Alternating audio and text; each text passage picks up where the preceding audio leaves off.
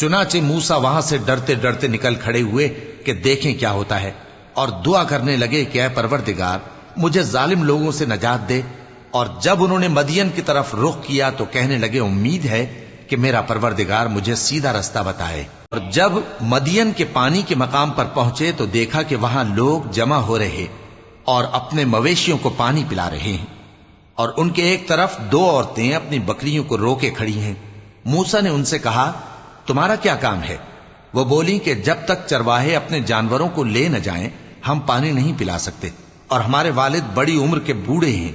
तो मूसा ने उनके लिए बकरियों को पानी पिला दिया, फिर साए की तरफ चले गए और कहने लगे कि परवरदिगार मैं इसका मोहताज हूं कि तू मुझ पर अपनी नेमत नाजिल फरमाए। थोड़ी देर के बाद उनमें से एक औरत जो शर्माती और ले चली आती थी मूसा के पास आई, कहने लगी कि तुमको मेरे वालिद बुलाते हैं कि तुमने जो हमारे लिए पानी पिलाया था उसकी तुमको उजरत दें। फिर जब वो उनके पास आए और उनसे अपना माजरा बयान किया तो उन्होंने कहा कि कुछ खौफ न करो, तुम जालिम लोगों से बच आए हो। एक लड़की बोली कि अब्बा इनको नौकर रख लीजिए, क्योंकि बेहतरीन नौकर जो आप रखें वो है जो तवाना हो, अमानतदार हो। उन्होंने मूसा से कहा कि मैं चाहता हूं कि अपनी इन दो बेटियों में से एक को तुमसे ब्याह दूं, इस अहद पर कि तुम 8 बरस मेरी खिदमत करो, फिर अगर 10 साल पूरे कर दो तो वो तुम्हारी तरफ से एहसान होगा, और मैं तुम पर तकलीफ डालनी नहीं चाहता। तुम मुझे इंशाअल्लाह नेक लोगों में पाओगे। मूसा ने कहा कि मुझ में और आप में ये अहद पुख्ता हुआ, मैं जो मुद्दत चाहूं पूरी कर दूं, फिर मुझ पर कोई ज्यादती न हो, और हम जो मुआहिदा करते हैं अल्लाह उस पर गवाह है। फिर जब मूसा ने मुद्दत पूरी कर दी और अपने घर के लोगों को लेकर चले तो तूर की तरफ से आग दिखाई दी। वो अपने घर वालों से कहने लगे कि तुम यहां ठहरो, मुझे आग नजर आई है, शायद मैं वहां से रास्ते का कुछ पता लाऊं या आग का अंगारा ले आऊं ताकि तुम आग तापो। सो जब उसके पास पहुंचे तो मैदान के दाएं किनारे से एक मुबारक जगह में एक दरख्त में से आवाज आई कि ऐ मूसा, ये मैं हूं अल्लाह तमाम जहानों का परवरदिगार, और ये कि अपनी लाठी डाल दो।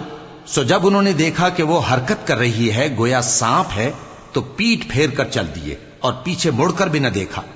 फरमाया, मूसा आगे आओ और डरो मत, तुम अमन पाने वालों में हो। अपना हाथ गरीबान में डालो तो बगैर किसी ऐब के सफेद रोशन होकर निकल आएगा, और खौफ दूर करने की गरज से अपने बाजू को अपनी तरफ यानी सीने से मिला लो। ये 2 दलीलें तुम्हारे परवरदिगार की तरफ से हैं फिरौन और उसके दरबारियों के लिए, बेशक वो नाफरमान लोग हैं। मूसा ने कहा, ऐ परवरदिगार उनमें का एक शख्स मेरे हाथ से कत्ल हो चुका है, सो मुझे खौफ है कि वो मुझको मार डालेंगे, और हारून जो मेरा भाई है उसकी जबान मुझसे ज्यादा फसी है, तो उसको मेरे साथ मददगार बनाकर भेज कि मेरी तस्दीक करे, मुझे खौफ है कि वो लोग मेरी तकजीब करेंगे। फरमाया, हम तुम्हारे भाई के जरिए तुम्हारे बाजू को मजबूत करेंगे और तुम दोनों को गलबा देंगे, तो हमारी निशानियों के सबब वो तुम तक पहुंच न सकेंगे। तुम दोनों और जिन्होंने तुम्हारी पैरवी की वही गालिब रहेंगे।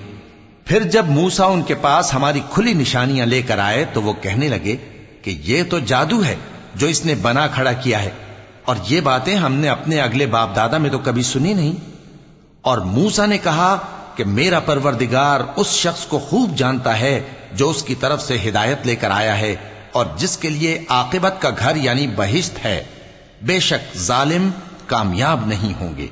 और फिरौन ने कहा कि ऐ अहले दरबार, मैं अपने सिवा किसी को तुम्हारा खुदा नहीं जानता, सो ऐ हामान मेरे लिए गारे को आग लगाकर ईंटें पका दो, फिर एक ऊंचा महल बना दो ताकि मैं मूसा के खुदा की तरफ चढ़कर उसे झांक लूं, और मैं तो उसे झूठा समझता हूं।